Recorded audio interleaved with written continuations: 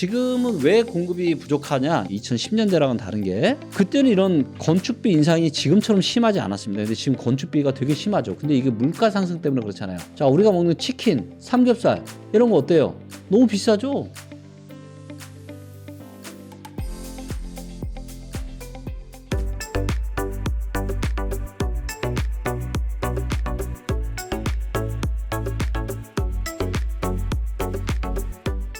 PF 상황이 위험하니까 2023년 1월에 1월 3일 부동산 대책을 한 거고요.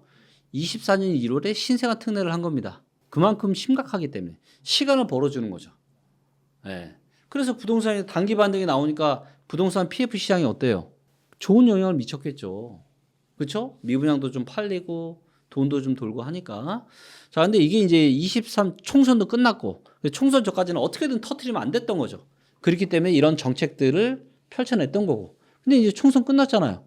이제 터질 건 터져도 돼요. 그래서 24년 6월 달부터 뭘 하겠다 그랬어요? 질서 있는 정리를 지금 하겠다라고 지금 한 거잖아요.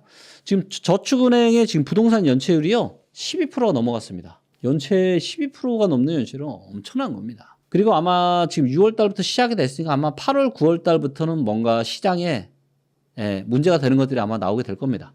그래서 저축은행 중에서는 잘못되는 저축은행도 생길 수 있고요. 그래서 더군다나 미분양이 지금 또 다시 증가를 하고 있죠. 그래서 만약에 미분양이 뭐 계속 5월 달, 6월 달, 7월 달 미분양이 계속 는다.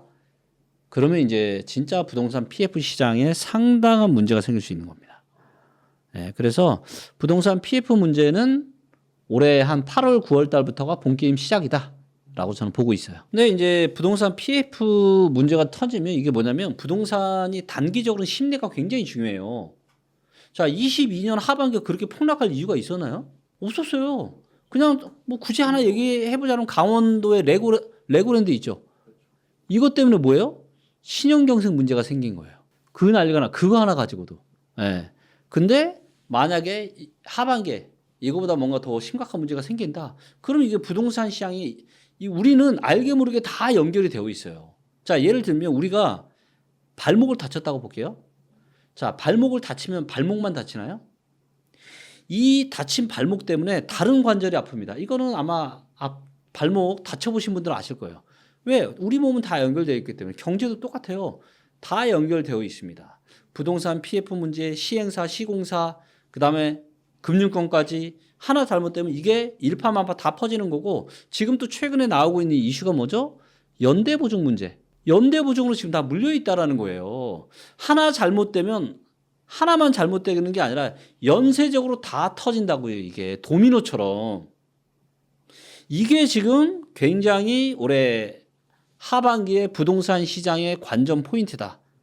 이게 지금 부동산 PF, 미분양과 엮여있는 이 부동산 PF 문제가 어떻게 될 것이냐가 저는 하반기 부동산 시장의 하락의 폭을 결정하는데 결정적인 데이터다라고 좀 보고 있어요. 그랬으면은 뭐 IMF도 없었겠고 금융위기도 없었겠죠. 그리고 이제 문제는 뭐냐면 일단 한국은 총선이 끝났고 미국도 어때요? 미국도 대선이 올해 11월인가 그렇죠? 대선 이제 끝나죠? 자, 대선 전에는 어떻게든 터지면 안 되니까 어떻게든 막겠죠? 대선 이후에는 터져도 돼요, 안 돼요? 미국도 지금 경기 침체 얘기가 많잖아요. 그렇기 때문에 올해 저는 가을, 한 9월에서 11월 연말 정도 어느 즈음 이때의 흐름이 저는 정말 중요하다고 좀 보고 있고요. 정부에서도 사실은 많은 노력을 한 거예요. 그래서 없는 살림에 짜고 짜서 특례 정책이나 신생아 특례 이런 거 한 거죠. 근데 정부도 어때요? 정부 국간이 좋나요? 지금 작년에 우리나라 어떤 세금을 제일 많이 차지하는 게 법인세, 그중에 삼성전자 이런 데인데 삼성전자 법인세 냈어요 올해? 10원도 안 냈잖아요. 이익을 본 게 없으니까. 그만큼 지금 국가의 지금 재정이 되게 어려운 상황이라고요. 국간이 비어 있다고요. 그렇기 때문에 정말 지금은 여러모로 정말 쉽지 않은 상황이다라고 좀 보시면 될 것 같아요. 당연히 나오죠. 부동산 시장에 여기서 또 한 번 급락이 나타난다? 당연히 아마 그런 우호적인 정책이 저는 나올 거라고 좀 보고 있어요. 그리고 그런 거는 과거의 사이클을 봐도 항상 그랬어요. 근데 양도소득세는 지금도 괜찮고요. 양도소득세 지금 일반과세잖아요. 일부 지역만 빼놓고는 다 일반과세입니다. 그리고 이제 뭐가 중요하냐면 취득세를 좀 풀어야 돼요. 취득세 중과세를 좀 풀어야 이제 투자자들이 들어갈 수 있는 환경이 만들어지는 거고요. 그래서 취득세 중과가 풀어지는 시점부터는 좀 부동산 시장을 좀 면밀하게 좀 봐야 되지 않을까. 네, 그렇게 생각하고 있습니다. 네, 맞습니다. 공급이 부족해질 거예요. 그렇게 많지 않을 겁니다. 그리고 이런 현상은 자연스러워요.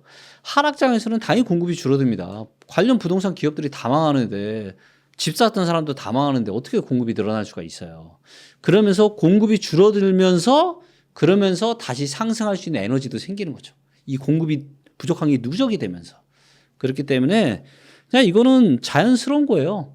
근데 중요한 건 뭐예요? 가격이 공급만 가지고 결정되나요? 수요. 자, 지금은 왜 공급이 부족하냐? 2000년대랑은 또 다른 게 2010년대랑은 다른 게 그때는 이런 건축비 인상이 지금처럼 심하지 않았습니다. 근데 지금 건축비가 되게 심하죠. 근데 이게 물가 상승 때문에 그렇잖아요. 자, 우리가 먹는 치킨, 삼겹살 이런 거 어때요? 너무 비싸죠? 우리 호주머니 사정이 역대급으로 한 최근에 나온 뉴스. 근로자들 실질 소득이 최악이다 지금. 그만큼 우리 호주머니 사정이 안 좋아요. 즉 수요자인 우리 입장은 돈이 없다고 호주머니에. 공급은 주는데 수요가 늘어요. 그럼 올라갈 수 있죠. 문제는 뭐예요? 지금 인플레이션 시대이기 때문에 공급도 줄지만 수요도 같이 줄고 있다는 거죠. 예, 그렇기 때문에 뭐 공급 부족 때문에 뭐 또 폭등한다 뭐 한다 이거는 그냥 무시하시면 됩니다. 그런 얘기는. 맨날 아니 할 수 있는 얘기가 그거 말고 뭐 있어요. 맨날 상승 얘기하시는 분들은 공급 얘기 이거 말고 할 얘기가 없잖아. 반복되는 레파토리. 근데 22년 하반기 어때요? 결정적으로 틀렸잖아요. 전세가 폭등 온다 그랬는데 폭락이 왔잖아요. 그 누구도 예상 못했던 엄청난 역전세 문제 맞았잖아요. 근데 이런 것들이 또 뭐랑 연결되어 있냐? 전세자금 대출이랑 다 연결되어 있어요. 지금 전세자금 대출 시장이 굉장히 심각합니다, 여러분들. 2013년부터 전세자금 대출이 늘기 시작했거든요. 거기다 이거를 공공에서 보증까지 해주고 80% 90%.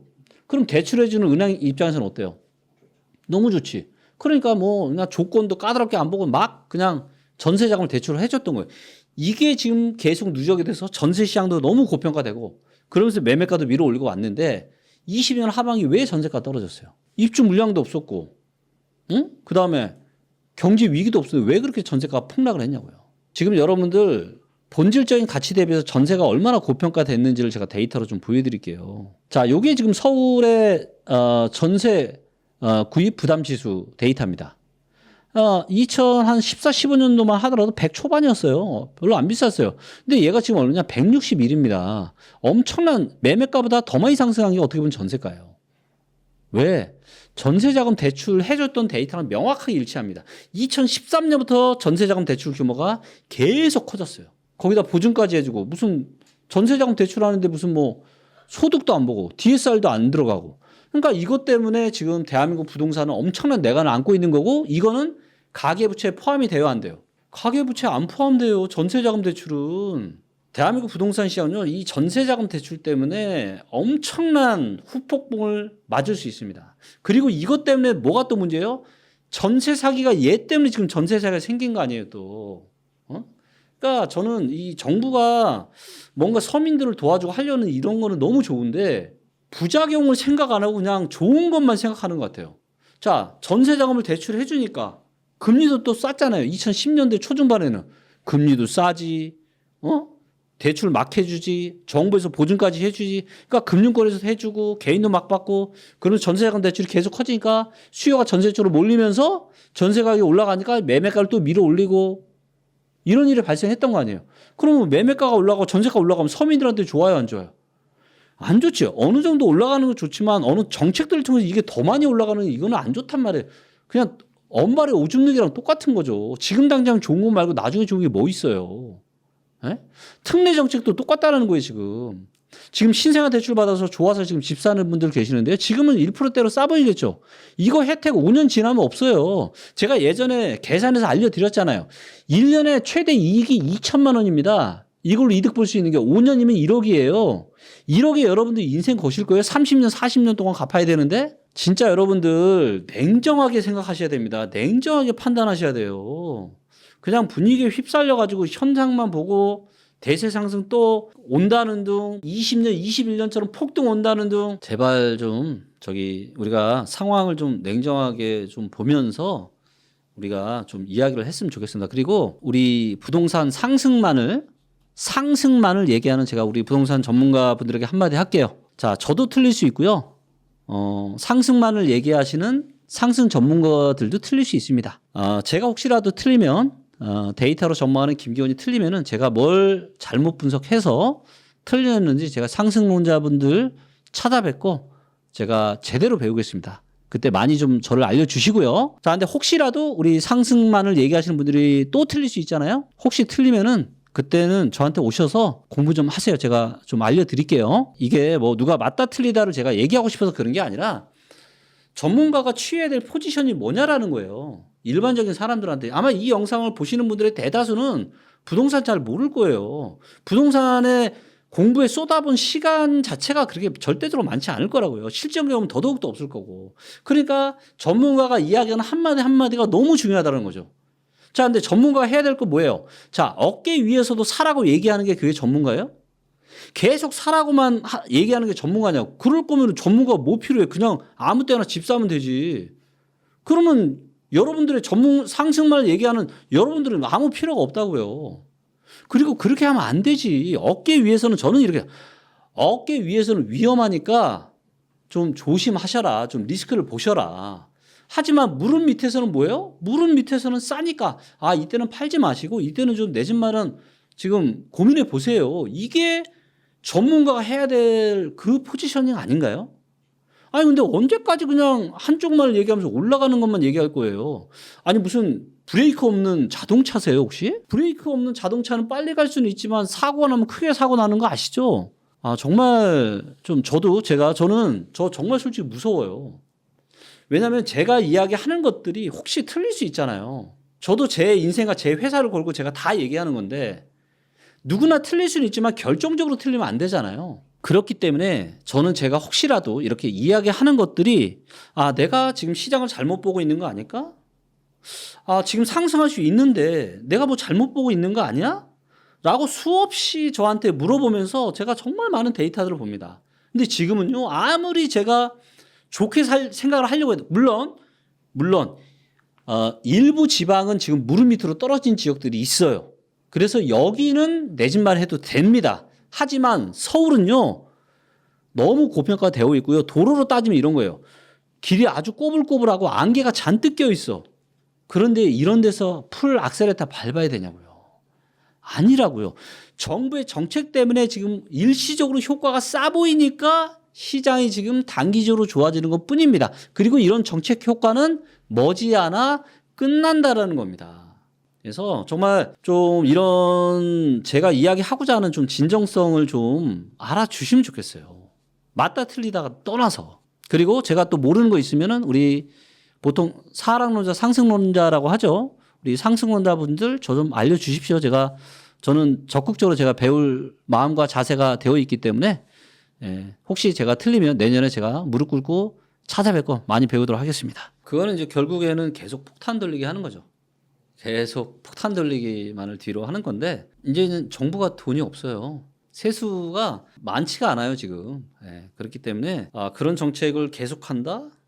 정말 저는 쉽지 않을 거라고. 그래서 작년에 30조, 올해 27조 또다시 뭐 하락이 오면은 또다시 또 어떤 정책을 무슨 또 특례를 들고 올지는 모르겠는데 제가 말씀드릴게요. 정말로 국민들을 생각한다면요. 그러지 마세요. 그냥 시장에 자연스럽게 맡겨 놓으십시오. 내 정권을 유지하기 위해서 뭐 하기 위해서 그거는 아니죠. 그거는 원발의 오줌 누기랑 똑같은 겁니다. 절대로 그런 정책들은 저는 좀 정책을 펼치시는 분들이 부작용이나 이런 것들을 충분히 좀 감안을 하시고 정책을 좀 펼치시면 좋겠다. 근데 현실에서 사실 이런 일은 거의 일어나기 힘들죠. 맨날 보면 원발의 오줌 누기 하고 있는 거죠. 일단 우리가 성공하는 나무꾼이 되려면요. 지금 열심히 나무를 캐는 게 중요한 게 아니에요. 도끼 날을 열심히 갈아서 하는 게 훨씬 더 중요합니다. 책에 나오잖아요. 80%의 시간 도끼 날 가는 데 써라. 저는 이렇게 얘기하고 싶어요. 지금 내 집 마련하고 싶으시면 제대로 공부 좀 하세요. 제대로 공부 좀 하십시오. 그냥 뭐 유튜브 보고 뭐 이렇게 해서는 안 돼요. 깊은 지식이 쌓이기가 쉽지가 않습니다. 유튜브도 이런 웅다운 챗박 같은 좋은 유튜브도 많이 보시고 깊이 있는 공부, 예를 들어서 저 같은 경우도 제가 하고 싶은 말 유튜브에서 마음껏 할 수 있을 것 같아요? 못합니다. 못해요. 저는 제가 따로 이제 VIP 클럽을 제가 하고 있는 게 있는데 그런 데가 아니면은 마음 편하게 솔직하게 모든 얘기를 할 수가 없어요. 그렇기 때문에 여러분들이 책도 공부하셔야 되고 유튜브 강의도 들으셔야 되고 강의도 들으셔야 되고 그래서 정말로 깊이 있게 공부를 좀 하시고 나서 그리고 나서 내 집 마련을 하셔도 됩니다. 그리고 한 1년 정도 시간 남아 있으니까 한 1년 정도 시간 꾸준하게 공부하시면서 열심히 날을 좀 가시고 그리고 부동산 매수를 하시면 좋을 것 같아요. 섣불리 단기적인 이런 시장 상황에 흔들거리잖아요. 주식이나 부동산이나 절대로 부자 못 돼요. 그렇게 해서 부자 된 사람을 저는 한 번도 본 적이 없습니다. 단 한 번도 본 적이 없어요. 꼭 좀 명심하시면 좋겠고 지금은 저금리에서 중금리로 완전히 시장이 시프트하는 이런 과정이 있다 보니까 저금리에 가스라이팅이 많이 되어 있는 거예요. 제가 보기엔 대다수의 전문가나 많은 대중들이 저금리 시대에 너무 오랜 시간 가스라이팅 되어 있어요. 근데 시대가 바뀌고 있잖아요. 시대가 바뀌면 뭐 해야 돼요? 우리가 계절에 따라서 옷을 갈아입어요? 안 갈아입어요? 옷 갈아입죠. 근데 왜 부동산 투자는 옷을 안 갈아입으려고 하세요? 왜 옛날 옷만 입으려고 하세요? 저는 제가 옛날 옷만 입다가 망하신 분들 정말 많이 봤어요. 이제 내가 똑똑하고 내가 잘나서가 아니라요. 시장이 나를 돈 벌어주는 겁니다. 그렇기 때문에 나를 둘러싼 주변의 시장이 어떻게 변하는지를 보는 게 너무 중요하다. 지금은 은행 이자보다 월세 수익률이 훨씬 더 못하다. 절대로 여러분들 부동산 시장의 거품은 빠질 수밖에 없습니다. 올해 빠지건 내년 빠지건 심하게는 앞으로 몇 년 동안 빠지건 이 거품이 빠지지 않는 한은 서울의 부동산 대세 상승은 오기 힘들다. 그리고 다시 한번 말씀드리지만 일부 부동산 지역은 2025년부터 상당한 대세 상승을 시작을 하게 될 거다. 이렇게 한번 말씀드릴 수 있겠습니다.